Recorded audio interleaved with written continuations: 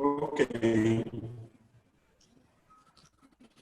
So good morning once more and welcome to this new session on evaluating with Google Forms and analyzing results. So the session objective, by the end of, we'll be able to discuss a problem space in Google Forms. Like, you know, it's a follow-up session from the last one, so I'd like to have some problems if I thought you try working in Google Forms. Easily access test results in Google Forms. Appropriately analyze their Google Forms test results and prepare relevant remediation lessons or classes. The session outline, so we're going to start with an icebreaker. Then we're going to discuss issues you face with Google Forms. We're going to see how to access and analyze results in Google Forms.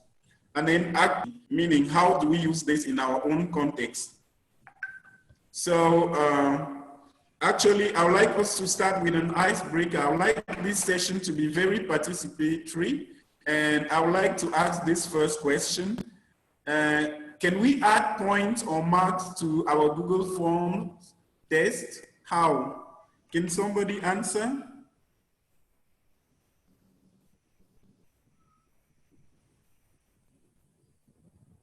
Hi all.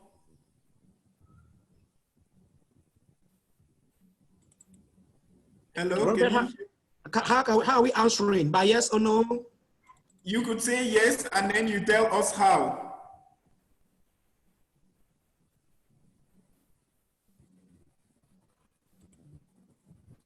Can we add points or marks to our Google Forms test? How? Who would like to try? Robert? Yes, Jean-Claire. I'm not quite familiar with Google Forms tests, but I'm sure that we can add points of marks. How? Oh, you're right.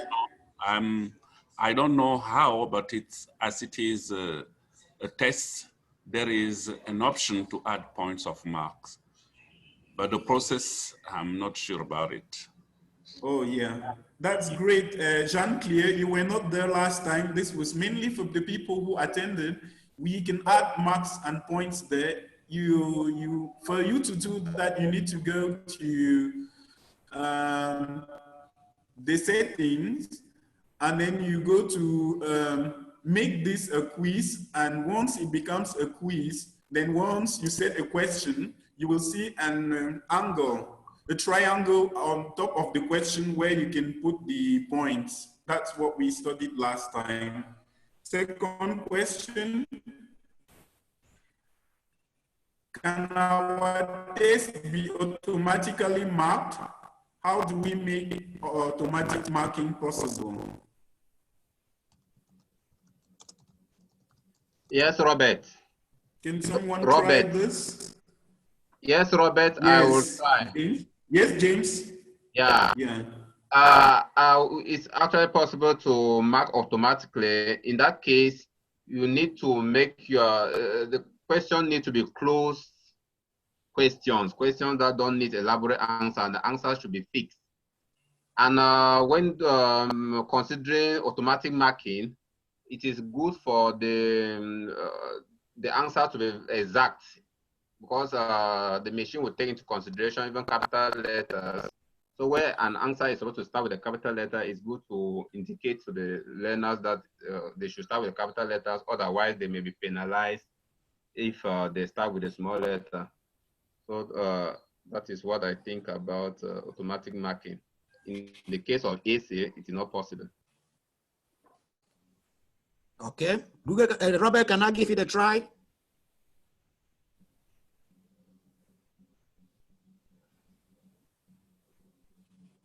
Okay, yeah. I think to set the automatic marking feature in Google Forms. Very good in here. Yes, you can try that. Okay. Fadidat? Yes, what I was saying is that to set the automatic marking feature in Google Forms. Fadidat? Yes, can you hear me?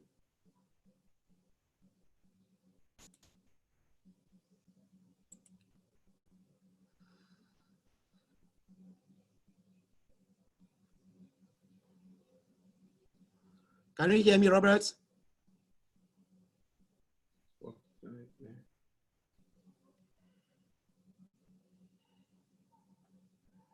So the quiz, as you earlier on described in the previous step, once the quiz is prepared, we need to click on the responses, then click on individual. Then on individual, we need to move between clicking previous, clicking next, and all the rest. Then we'll find a question we want to set the automatic marking, automatic grading. Then we enter our feedback and we set. I will click on save. Okay.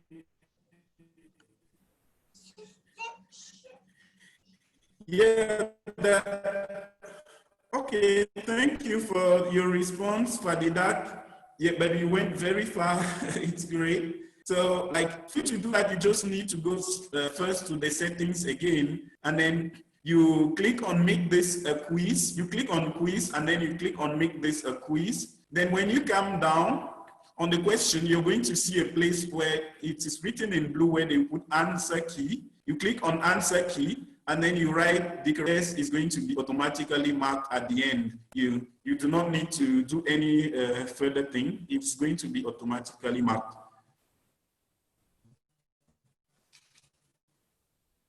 So, Thank you. Yeah.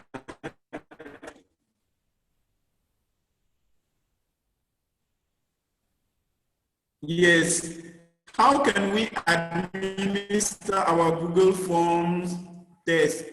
We've set our test on Google Forms and then we want to administer it. How possible is that? How do we do that? Some possibilities.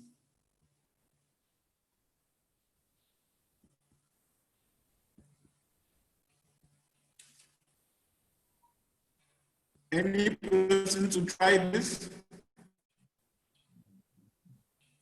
I hope you can hear me. Yeah, Robert, if I understand you very well, we can administer our Google Forms test online. Sometimes immediately they are set, we can administer to the students if they are connected online at that particular moment. Or we can give a deadline. Fortunately, it's off.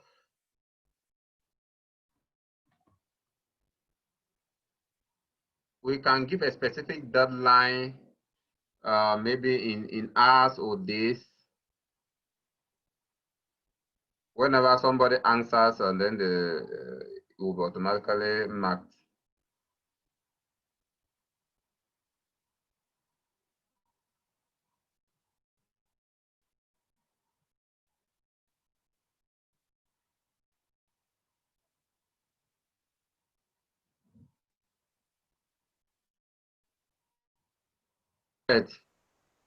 I was trying to say that yes, you were saying? If you administer a test, you can administer a Google Forms test when all the students are connected. Maybe if they have their phones, they can access it automatically, or we can make it asynchronous. If they don't have their phones, we can ask them to go and do the test at home. Whenever they have done that, it will be marked. The marks will be made available to the teacher. So it can be synchronous or asynchronous.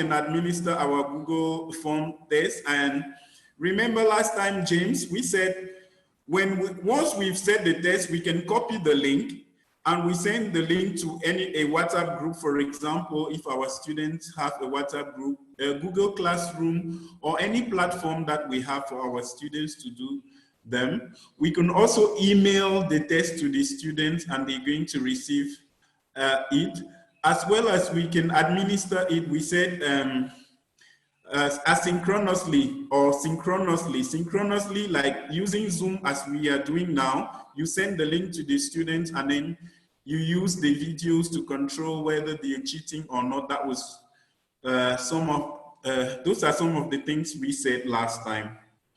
And I have this icebreaker for us. I don't know whether we'll be able to get to it. This one is a Mentimeter. Oh, it is not responding. But I would like us to at least work on Mentimeter. So I'm going to stop sharing and we get to Mentimeter. While I stop, if you have a question, you ask. And if you don't have, you go to menti.com, so you will see this Mentimeter game we would like to play before continuing, please. We'll probably need the Menti code, right? Yes, you go to menti.com, then I'm going to send you the code. Okay.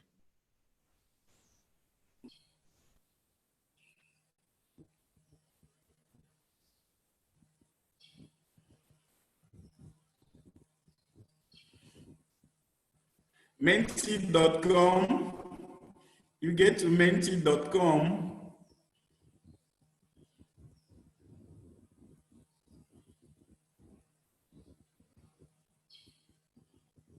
And I am opening my Menti platform.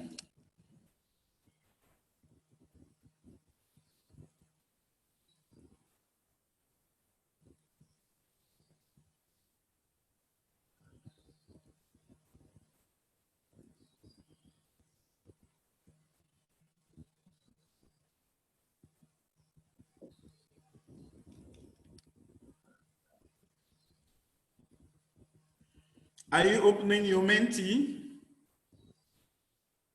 Yeah, I'm doing that at the moment. Okay. Are you already on the page? Yes. Not I'm yet. Oh, that's great. I'm on That. teacher.com and they are proposing a code. Okay. Yes, I'm sending you the code right away. Okay. So code is 3112679. I'm sharing my screen for you to see it. All right, that was great.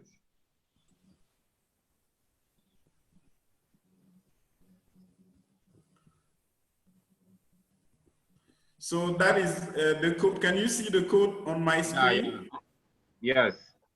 Good. 311269.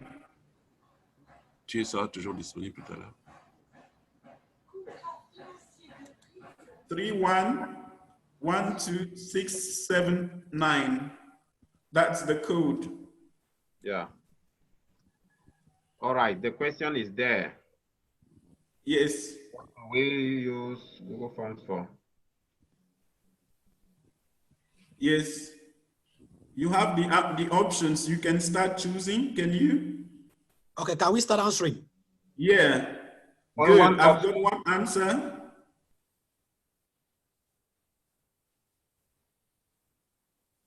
One answer. 3 answers. Great. Good. 3 answers. I don't know how many we have for now, but the 3 answers are correct. We use Google Forms for surveys and test quizzes or evaluation. That's great. Next question.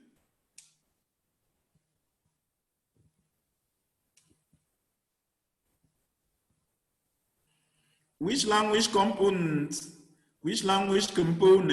can we test with Google Forms?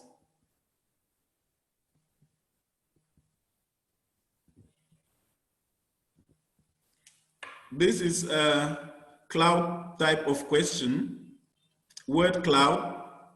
So you need to insert the component. Are we together? Unfortunately, I don't have Google this. You don't have? Since I don't have it, I'm required to put in the password, or I don't have an account. Anyway, I want to enter the number again. Is 31? Yeah, I'll enter the code separately. I say I want to restart. Okay. Yeah. Good. Writing. Somebody has written writing and speaking. We've got writing and speaking. I think for writing, it is good. In that case, we're going to use the type of the question, the paragraph type of question for writing. That's good. Vocabulary, grammar. Yes. Excellent for vocabulary, grammar, writing. Yes. Any other suggestion? If there is no other suggestion, good. I can see speaking again. Yeah. Grammar, vocabulary, writing, speaking. Yeah, but for speaking, if you're doing it for speaking, remember you have to type a question, and then you might want to ask your student to first of all do the speaking on their own, like out of the platform speaking their audio to Google Forms, because they won't be able to do it directly on Google Forms. For speaking, they have to first of all do the speaking out of Google Form, save it in their computer or in their device, and then they are able later on to upload it to Google Forms for you. So that is it for this first Menti. I had normally 2 mentees. So I'll stop here and go back, stop sharing, and we go back to another one.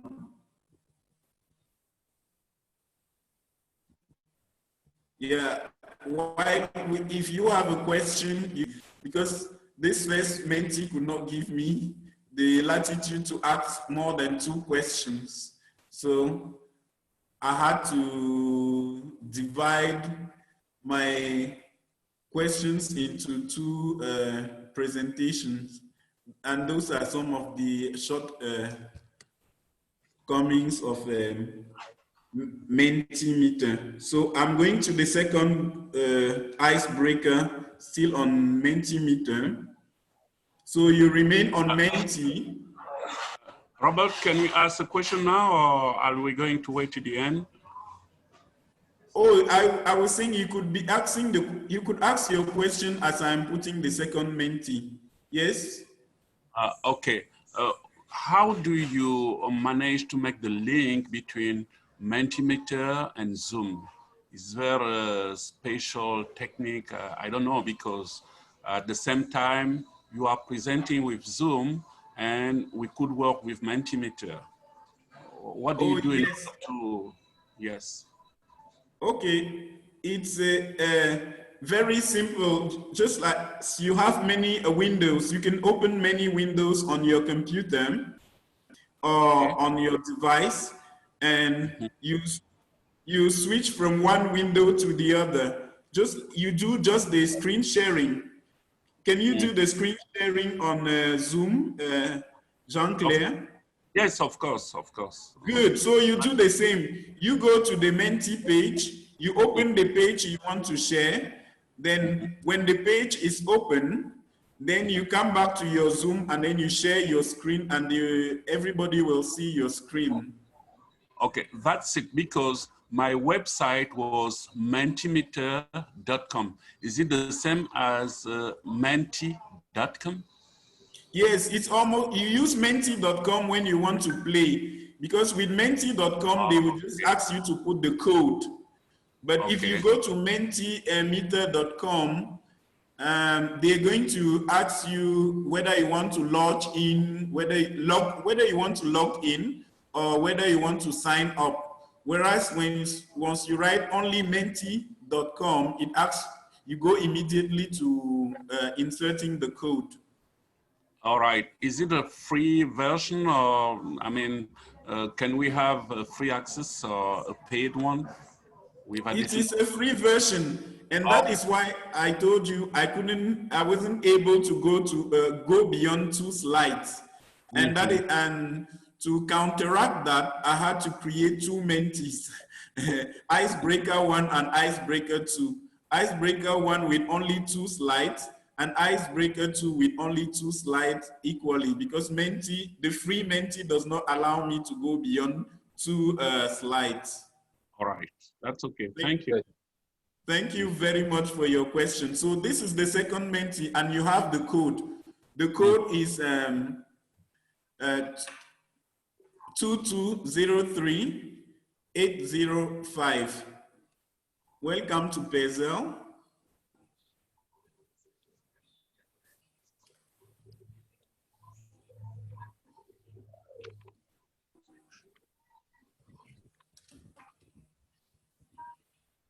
So which types of questions can we make with Google Forms? You just need to, it's a word cloud type of question. So you just need to type the type of questions you know. And we're going to see them on the screen.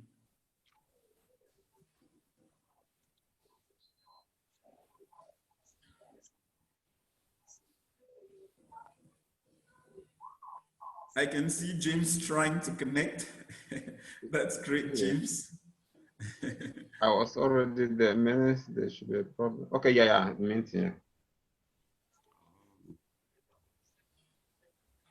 Are you connecting? I'm trying to. I'm already answering the question. Okay, that's great, James. Great. What about the others?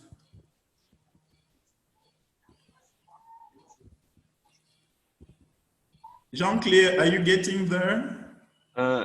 Yeah, 2203805. Yes, 805.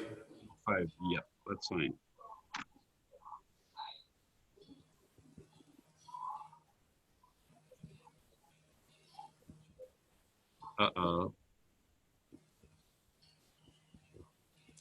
Which type of questions, James? Let me send the ones I've had. Okay. Oh, beautiful. Multiple choice questions. That's great. Short answer questions. That's great. Check boxes. That is excellent. MCQs is excellent indeed. So last time we realized that we could have check boxes. We could have MCQs. We could have short answers. We could even have paragraphs. Yes, paragraph when we're setting essay questions. So there are I'm very happy to see these answers. That's great. So we continue with the next question, which is, have you tried to work with Google Forms and what issues did you face? You might want to just type in your answers. Have you tried? If you've not tried, you just say not yet, no problem. If you've tried, you could see the problem you face, if at all you had, or you could just say, I had no problem. That depends on you.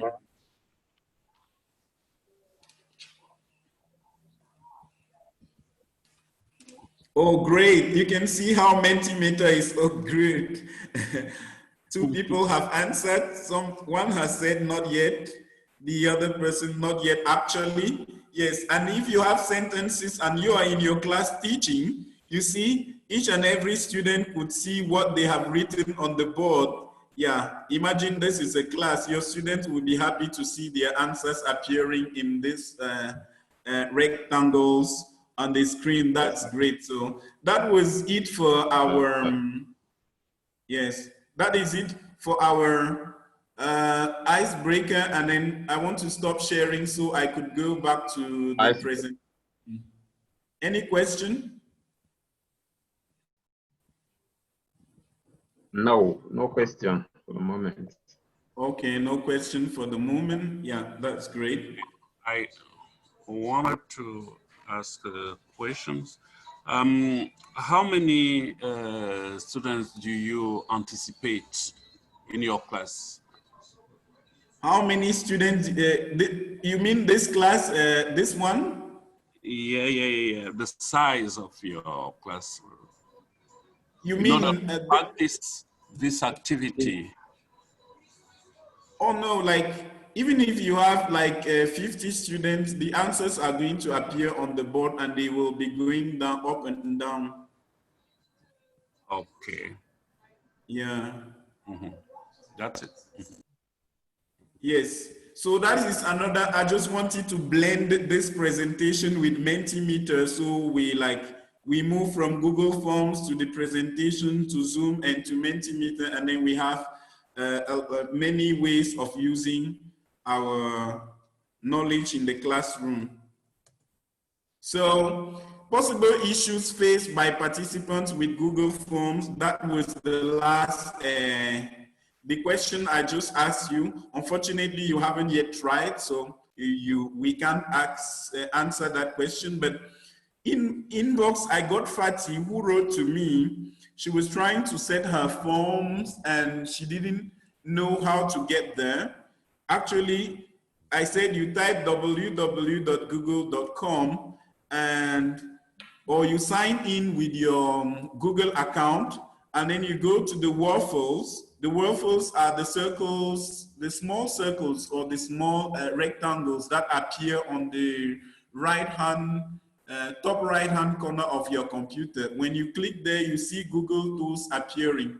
You scroll down, you might see Google Forms, and if you don't see Google Forms, you click on Google Docs, and by the icon of Google Docs, you will see stripes there. You click on those stripes and then you see Google Forms and you can start typing. She had the problem of getting the icon of Google Forms. So since you've not tried, we're just going to continue immediately. So accessing we're going to the core of this presentation, which is getting access to your Google Forms results. How do?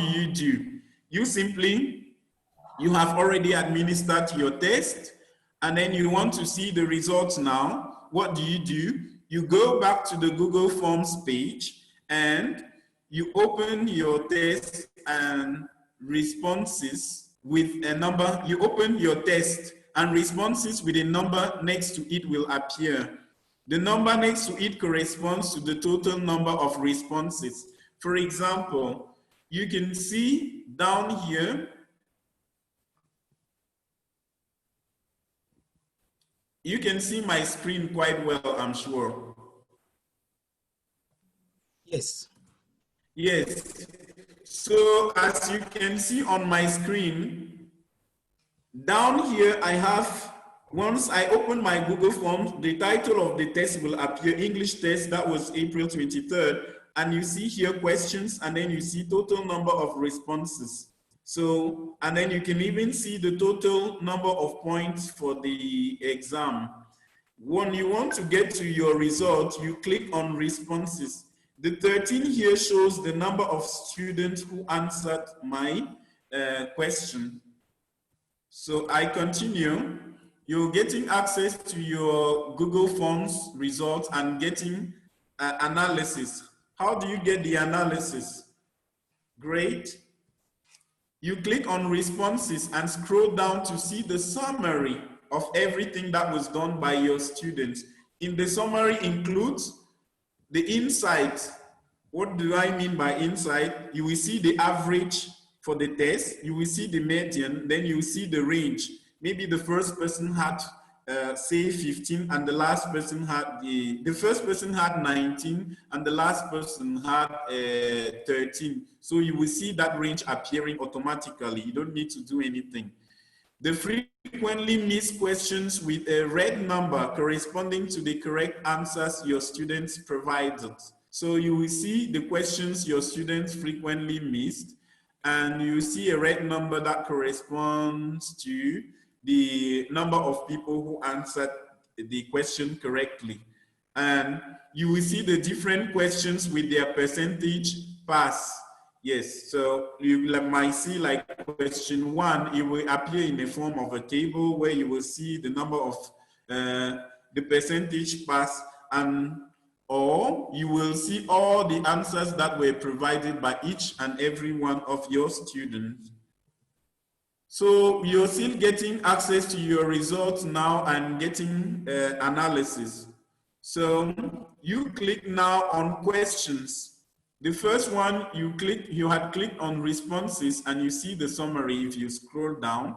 And the second thing now you click on, you can see after summary here in the middle you have question. When you click on question and scroll down and or use the arrow, these are the arrows that will appear.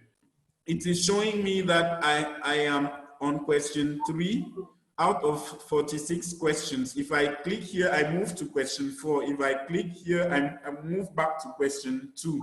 So it's going to show you, you're going to see the various questions. You're going to see the options and the number of correct or wrong answers. And you're going to possibly add feedback to the various questions for your students. Next, if you now click instead of summary or questions, you click on individual and you use the arrows still. You still have the arrows that will appear, and here you will not have 46 because 46 was the number of questions.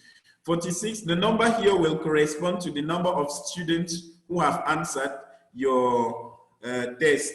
And if you use the arrows, you're going to get to each of the respondents' worksheet.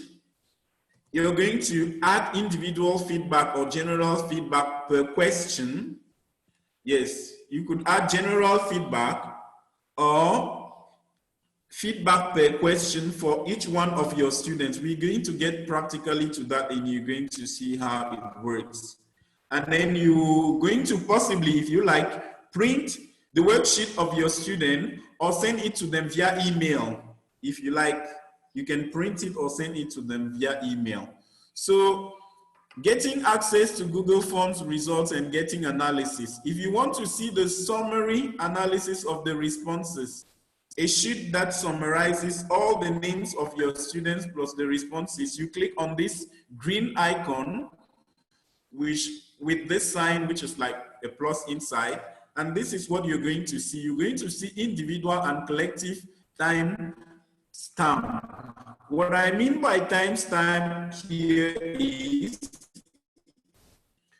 whenever your students submit the test, like say it is 10 o'clock, 10:10 now, records everything with the time. So you're going to see that time that student James answered, submitted his test at 10:10. Student Jean-Claire submitted his test at 10:13. You're going to see that. You're also going to see individual and collective names and emails. The names will appear and the emails too. You're also going to see individual and collective scores. So the time the person submitted appears, the name of the person, their email, and the scores. The scores appear, you see them. And then you're going to see individual and collective answers per question. So question number 1 will appear. The answer that James gave, you will see that. The one that Jean-Claire gave, you will see. The one Fatidak gave, you can see. So next thing, if you click on these 3 dots that you can see, here are the 3 dots that I circled in blue down here. This is what you're going to see. You're going to get email notification for new answers. You can click there if you like.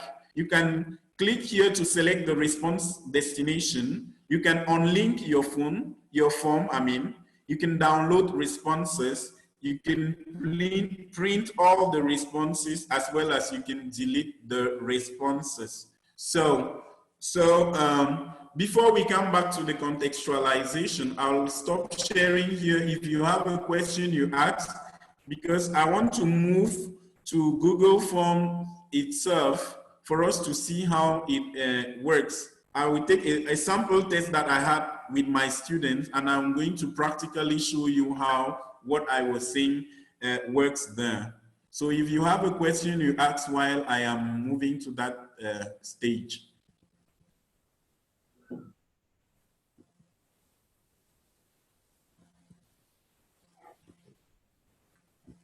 Personally, I have no question about that.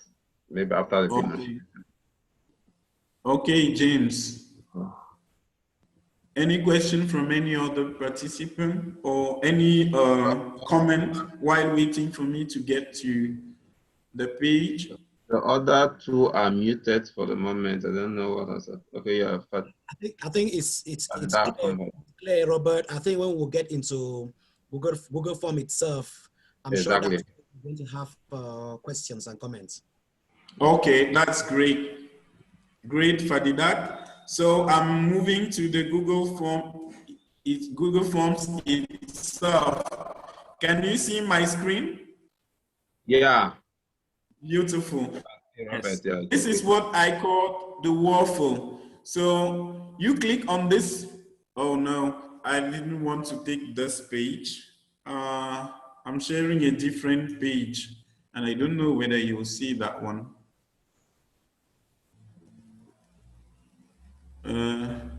Sorry.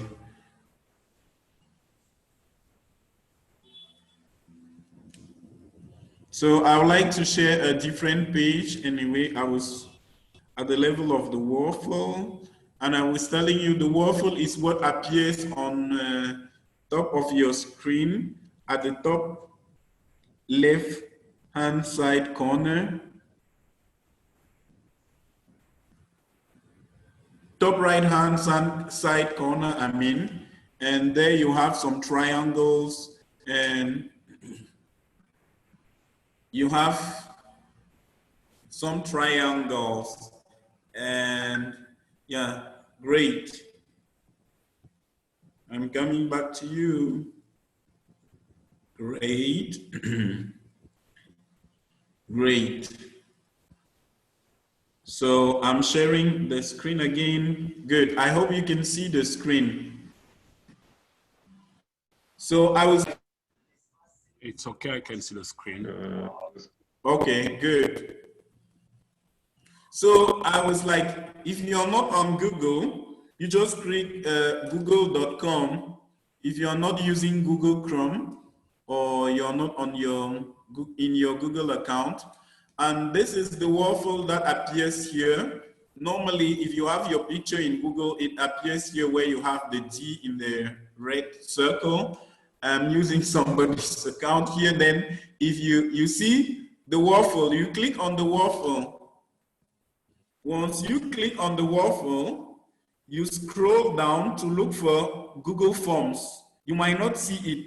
Generally, I don't see it on my computer, but if you don't see it, you can still go down and click more. But if you don't want to do that, this is what I do. I just go to Google, I click on the Google Docs icon.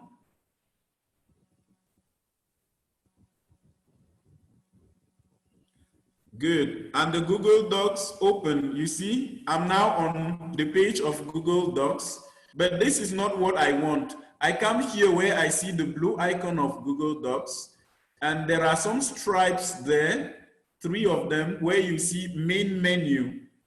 You click on main menu, and then you see Google Docs, Google Sheet, Google Slide, and Google Forms. Here is the icon of Google Forms. So you click here on Google Forms now, and then you see the page changing. Great. I'm now on Google Forms. Can you see my screen? Yes. Can you hear me? I do. Yes. Oh, I can see you. I can hear you. Oh, that's great, Jean-Claire. I've seen the indication. That's good. So I want now to select a test that I had with the student, one they had already answered. Let me go to a test like of April.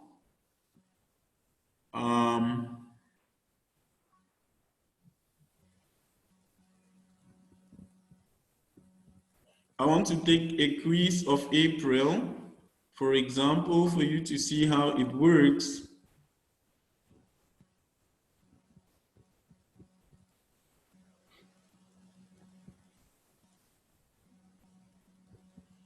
So here you can see all some of my quizzes appearing, but I was looking for a particular one, that of April, that I think I opened yesterday. Yeah. Anyway, let me choose any test of April, and you can see how it was. No.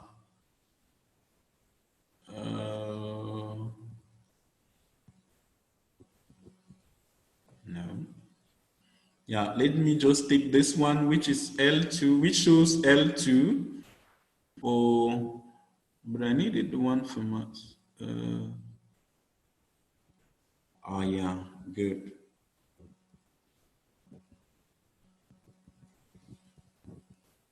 Yeah, yeah, good.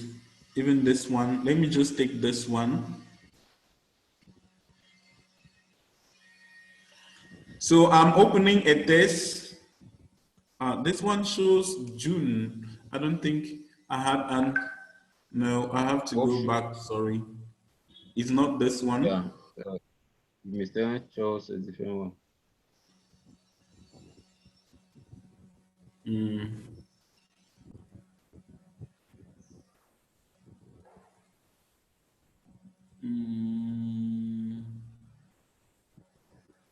Okay, great, good. I've seen what the one I was looking for particularly. Yeah, great, good. So it is opening.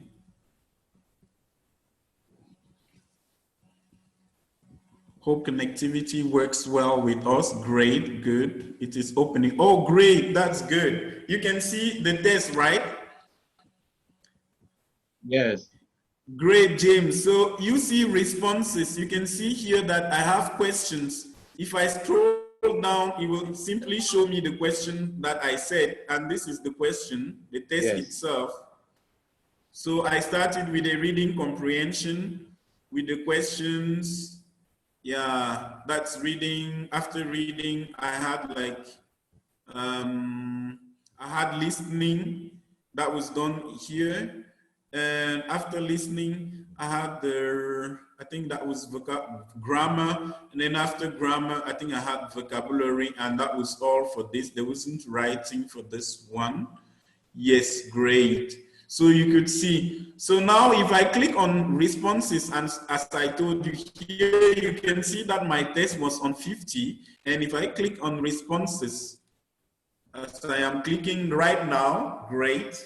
It is downloading, it is loading, that's great. You can see that once you click on responses, you have this other page that opens. You have 13 responses, meaning that 13 students answered my test. And they sat for the test, and you have summary, you have questions, and then you have individual. For now, we are on the summary page. And if I scroll down, you could see the insight. The average for my test was 25.54 on 50 points, and the median was 25 on 50 points, and the range. So the students scored from 14 to 39. So the first student had 39, and the last one had 14. So that is it. And they do the statistics for you. You don't need to. The second thing you see on summary is the frequently missed questions. For example, my question number 1 was missed by by 12 people. Only 1 person had it correct. You can see the one in red. Question 4, only 3 people had it correct. Question 8, only 5 people. Question 9, nobody answered question 9 correctly. So you can see the frequently missed questions with the number of people who answered the question correctly. And here they give you statistics. This one was, remember that last time, James, we considered your name to be one of the questions, and they make statistics for that one too. So each person wrote their name, and here are the names appearing. You can see Zokem, Gadwi, and since they are 13, each person answered once. And Chapchet answered 3 times. You can see 3 appearing here. So he had 23%, 0.1%. You can see the other people who answered only 1, they will have 7.7%. Everything is shown to you, but that one is just for the names. You have statistics for the emails too. That will appear, that appears here. The second, emails. So you see, each person put their emails, and it makes the statistics for that. And so email Kombu Samuel is 7.7%, email Arno is 7.7%. And then you now see the questions. The questions appear now later. For question number 1, the answer was false. So here are the options. The options were false, not given, or true. And only 1 person answered it correctly. And that is why the percentage pass for the first question is 7.7%, whereas the percentage fail is 92.3%, because you can see here 12 people answered it wrongly. And you have it like that for all your questions. You don't need to go further for statistics. That is it. You have it for all your questions, statistics for all the questions. So it is shown to you. These were multiple choice questions. And I'll go to short answer, and you will see what it shows. Yeah, here, this is what I had put for short answers. So 1 person wrote the short answer A as an answer, and 10 people wrote Rome, and then 2 people wrote Rome with small letters. And if I go to my test, I'm sure I wrote my Rome like this, and the people who wrote Rome with small letters will have it wrong. Google Forms will mark it wrong. I think, James, you remember that. Last time I told you, if you want them to put in capital, tell them to put it in capital and ask them to also write in capitals instead. Exactly. If not, Google Forms will mark it wrong. So these people who wrote Rome's in small letter, if I show you their script, you will see that it is wrong answer, whereas it is correct. Okay. So that is how it is with short answer questions. So you see, for question number 4, for example, these are the various answers my students gave. Some wrote office work, some wrote office, some wrote catering, some wrote catering like this. So it gives you the percentage of people who wrote each number of answer. Each quality answer. So you see, catering with small letter, 2 people wrote it. Catering starting with capital letter, 1 person wrote it. Catering, so it was listening. They got the word catering. You can see that this person had catering but did not know how to write it. It gives you all the answers that were provided by your student and the percentage of occurrence of those answers. So you have them. So that is how it works.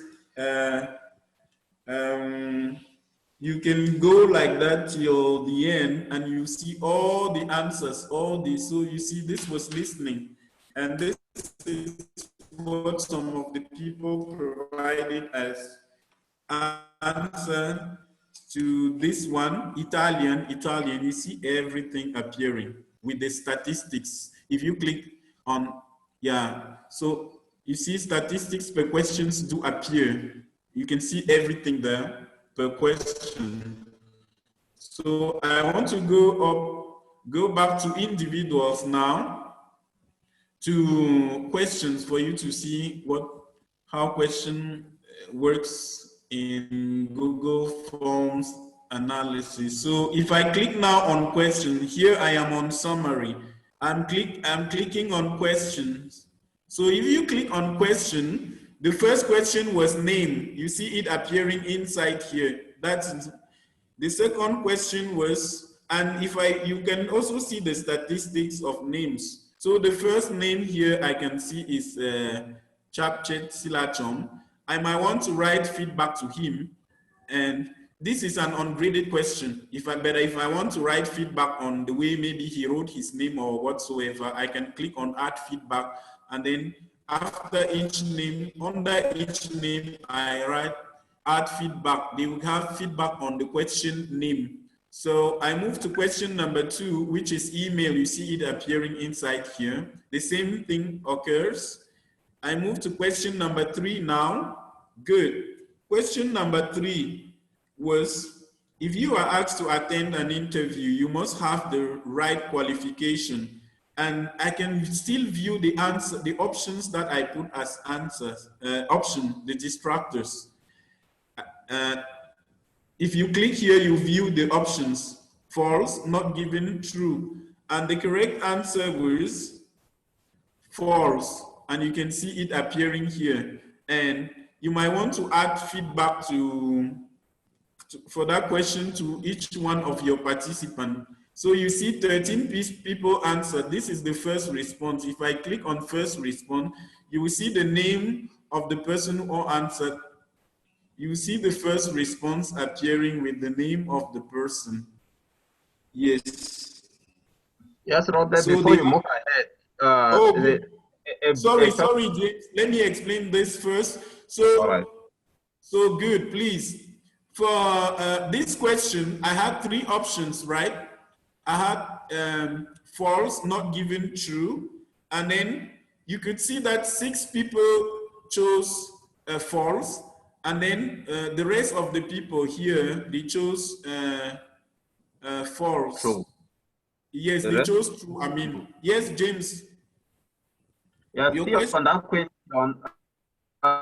I don't know, was it the answer false? Was it in accordance with the text you gave them, or because from common sense, it's as if somebody needs to have the right qualification before even going for an interview?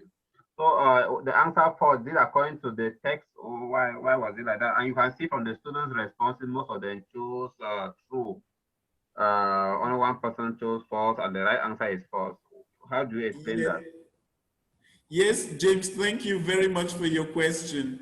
Remember that it was a reading comprehension and they had to read the text before giving the correct answer. So it is not like they were just answering from common sense. No, they had to read the text and then answer from the text. All right. Okay, James? Yeah. Thank you for that question, James. So that is how it is. If you click on responses, you have 12 responses. Plus 1, you're going to see the number of the people who responded. Yeah. Next thing, if you now click on individuals, yes. If you click on individual, no, I've not yet clicked. I click on individual. Good. If I click on individual, now you will see individual scripts appearing in front of me. Like the first script I have here, you can see here that now I have 1 on 13, all my students. Then I'm on script number 1. I'm on script number 1. And if I scroll down, if I want to print that script number 1, I can just click on print if I have my printer. As well as I might want to cancel the answer of that student if I just delete it, but I don't want to delete it. Their response, I need them. So what do? I just come here, I go down. You see the name of the student is Tammy Paul Josias, and I might want to add feedback on his name, or if he maybe did not write it well, I click on add individual feedback and then he receives. This is the email. I might want to add feedback on the email, the way he or the student wrote the email. And then you see the reading comprehension, job interview. And then if you read the text, James, you're going to realize that the answer was actually false. So that is the text. And question number 1 was if you're asked to, so the answer that Josias chose was true, which is the wrong answer. And I might want to ask him an individual feedback to say, read the text very well. Don't use your common sense, for example. I click on feedback. For answer number 2. Robert, may I interrupt you? Yeah. Yeah, the individual feedback, when you add the individual feedback, how does the student get it? Through the email? Yes, it goes to the student through email because I collected their emails. Okay, thank you. Yes. In that case, it means that when you are working with Google Form, your student needs to be constantly, they need to be alert as far as their email is concerned. Yes, if you have a WhatsApp group with them, which they use constantly, you might you review the test and then you might ask them to check their mails to see, to receive feedback on the last test, for example. Okay, it means that with Google Form, there's no other way you can interact with it using other platform than Gmail itself, right? Yes, you use, but since it's a Google something, you use Gmails, but you can also use the normal Yahoo. Some of them gave, but the Yahoo. Provided it must be an email. Yes, and a simple email can go if provided you ask them to submit their emails and you've created a bank of emails that can work without any problem. They're not obliged to work only in Google Form with the Google account. All right, thank you. Not at all. So great. So you can see individual feedback per question. You can send per question. You see, this is my student script. Each person's script you can see, you can review it, you can read and get their answers. But this is what you can do and then give them feedback. And you can see what the students scored. So that is if you click on individual. So I told you you can click on print to be able to print. Yes, the other thing is you see this blue, it is saying accepting responses. It means I send this link to I send the link to the student, and up to now, they can still click on the link and they are able to give responses and my Google Forms will accept. But if I don't want that, I just come and click here and then it will say my form can no longer accept responses.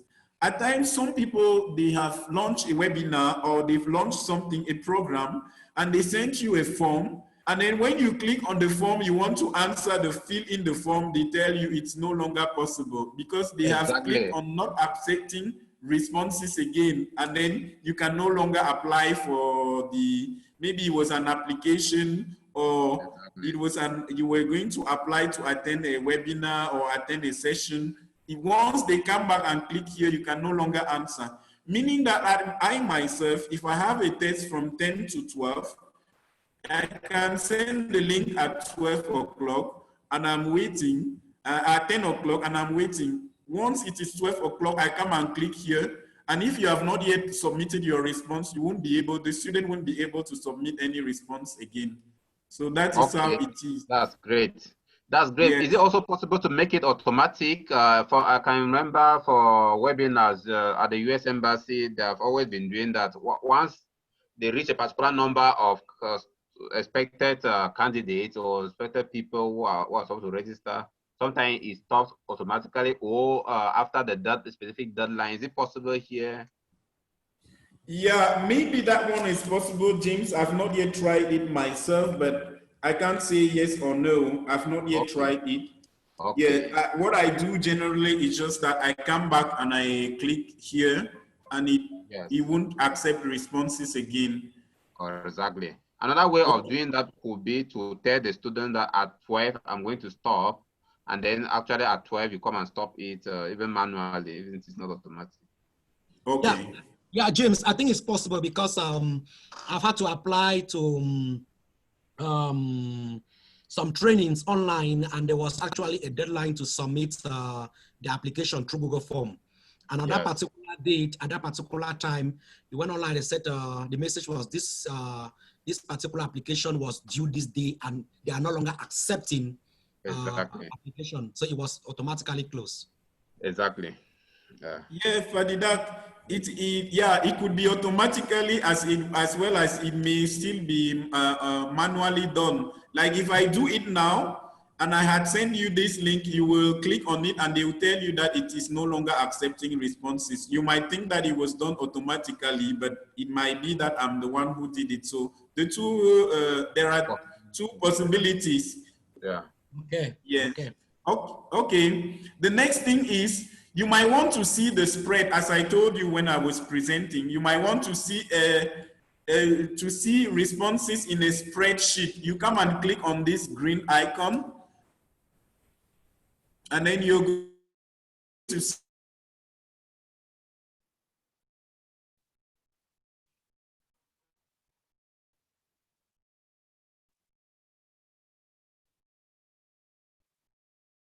I don't know whether you see. Can you still see my? I'm not sure. Yeah, James? exactly. It's okay now. It's okay. Yeah, Can you see the? yeah. Can you Yes. see the names of the student? Yeah. Exactly. We can do so. Okay, good. So you see the time stamp I was talking to you about. So this test was administered on the 23rd of April, and the first candidate, Tammy Josiah, submitted their answers at 1 o'clock, 9 minutes past 1 o'clock.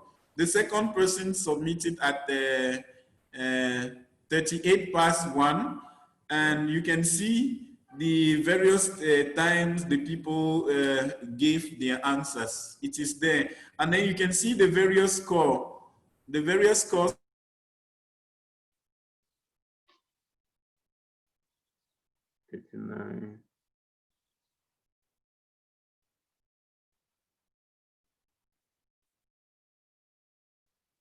That each candidate gave in a tabular form. You see all the answers, right up to the last question. If you like, you can go right up to the last to see the answers of each and every one of your students. That is how this other one works. I'd like to go back to our, any question for now? No, it's very clear. Oh, that is great. I like that, James. I like the comment. So now you can click on these three buttons here if you like to get email notifications for each new response. So whenever each candidate answers your test, they send you an email that this particular James has answered the test. You might want to select the response destination. You might want to unlink the form, or you might want to download the responses, or you might want to print the responses, or you might want to delete. Like if I click here, I'm deleting all the responses that are already existing, but I don't want to do that. I just wanted to show you what you can do if you click on the three dots. So that is it with the analysis of the result. I think I want to stop sharing here and go back to our presentation. Yeah. Yes, Robert. When you link a form, what happens to it? I don't understand that particular aspect. If you decide to unlink, yes. Unlinking the form means that you remember I sent but a link. It's also like kind of stopping the access. Yeah, the form will no longer have any link that you can use to share to your student or share to any other colleague. Okay, if the link had already been shared, would that still also stop access to the form? If the link already exists and you stop unlink it, you stop accessing it. I want to think so, James. All right. I want to believe that when the link has been unlinked and he has been made public, whosoever uses the link after that particular moment, he will not be able to have access to the form. I want to imagine that too. Yeah. Unless Robert tells us otherwise. I can imagine that this. I just wanted to confirm. Yes, it will stop automatically. The form has been unlinked.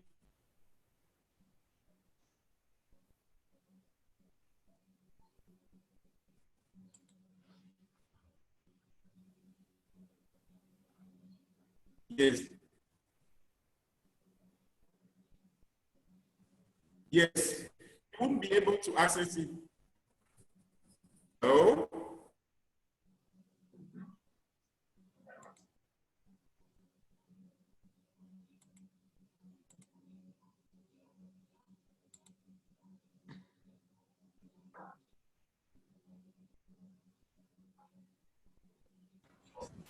Hello, everyone. Hello, Robert. Hi. Oh, thank you very much. Connectivity issues today. I'm so happy. At least I went almost right up to the end of the presentation before getting this problem coming up again. But Are you sure that you paid your internet bills? oh,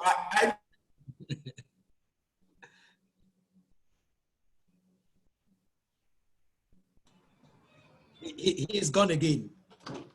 Sort out your internet.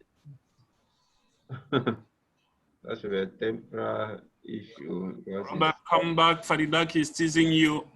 yeah, actually, Yeah. but that you're teasing me. Yeah. Anyway, the internet can mess up now. The internet was behaved very well when we're doing the right thing. It can mess up now. That is trouble. You're right, my dear. You're quite right, Fadidak. So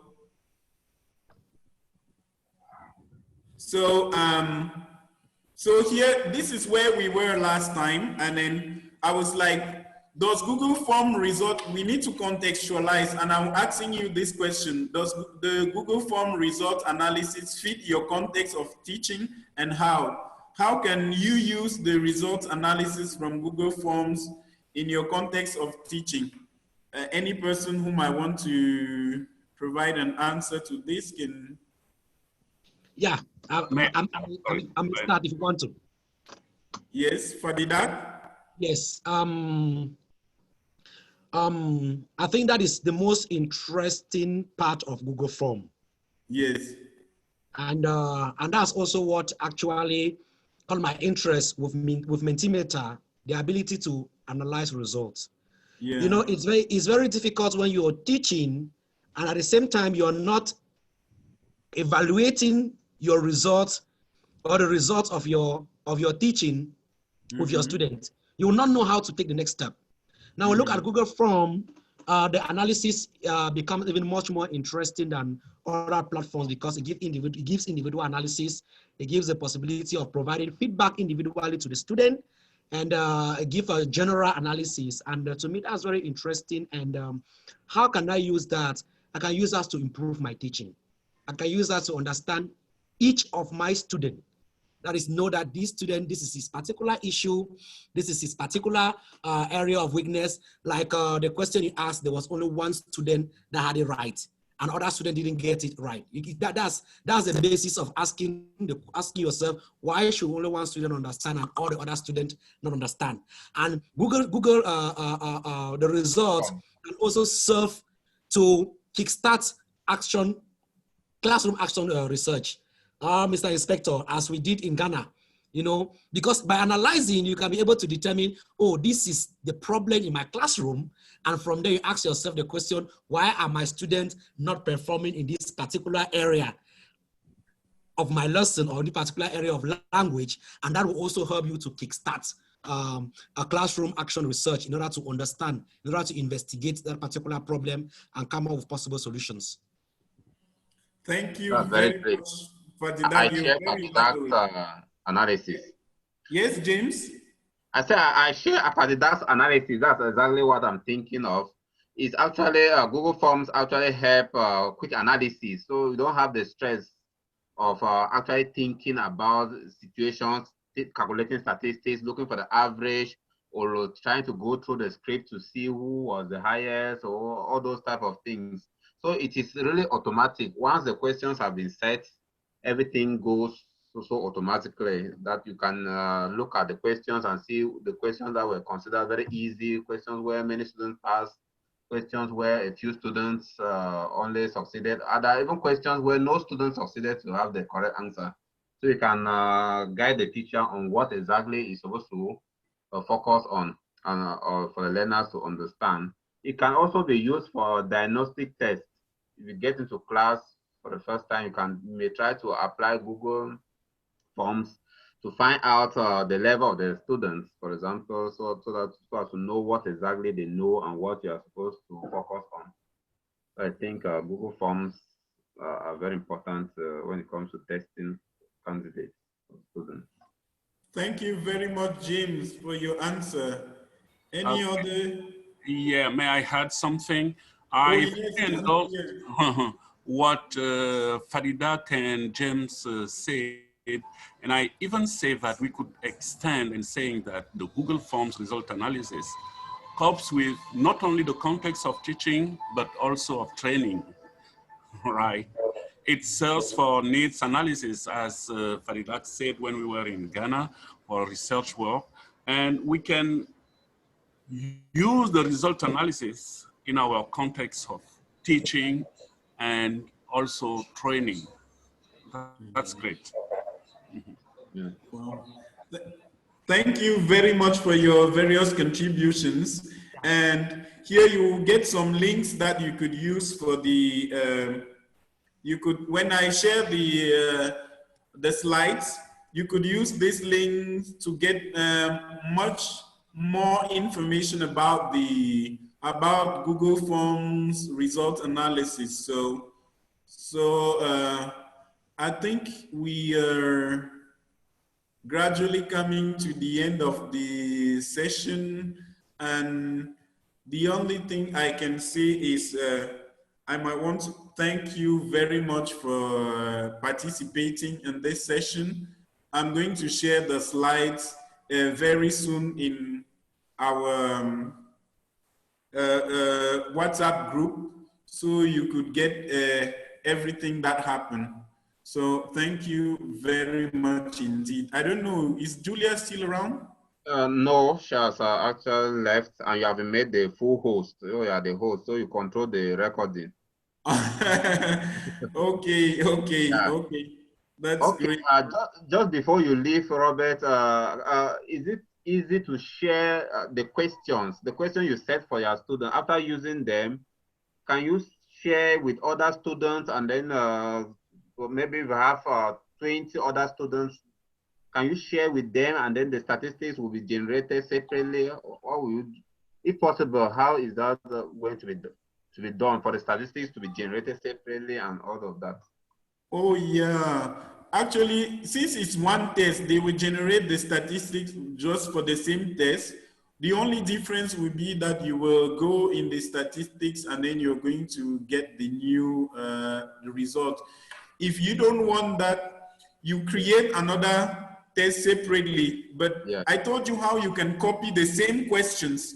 So you open another Google Forms, you title it differently. For example, it was Troisième B, and this time around your test is English for Troisième A. You type it, put it as Troisième A, and then you go to where we have import questions.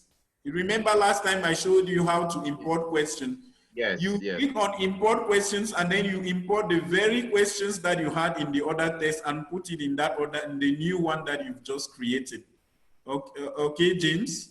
Can you import the whole paper, the whole question paper into Drive, or you have to do that separate for each question?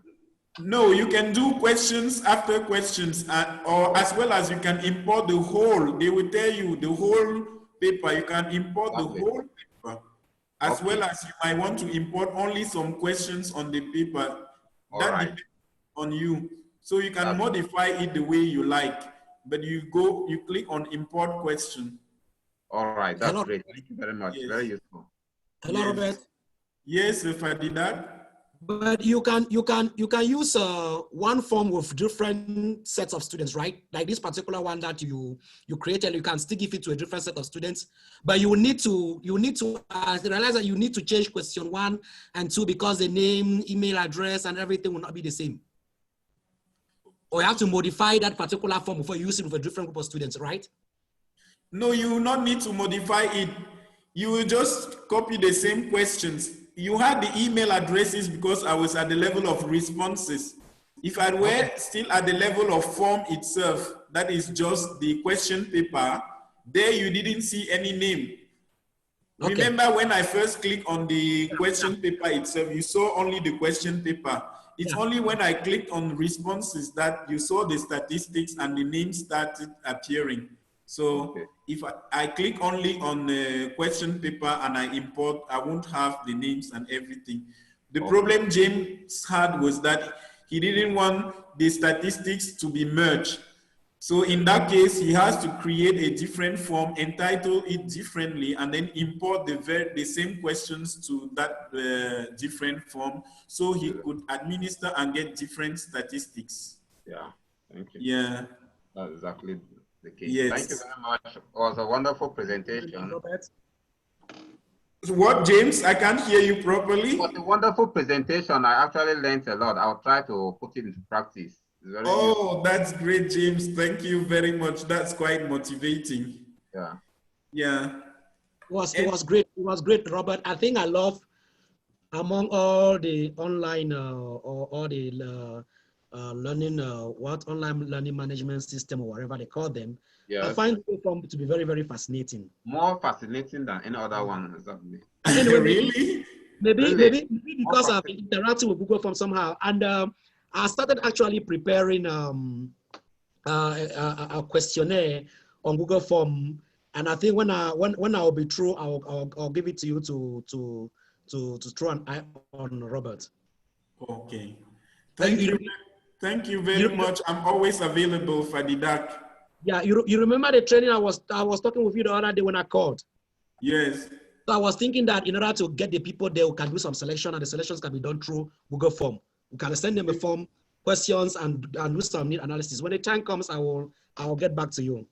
Okay, thank you very much, Fadidak. I'm always available. I'm waiting. So if we don't have any other thing to say, we can say I'm just going to say thank you very much for your active participation.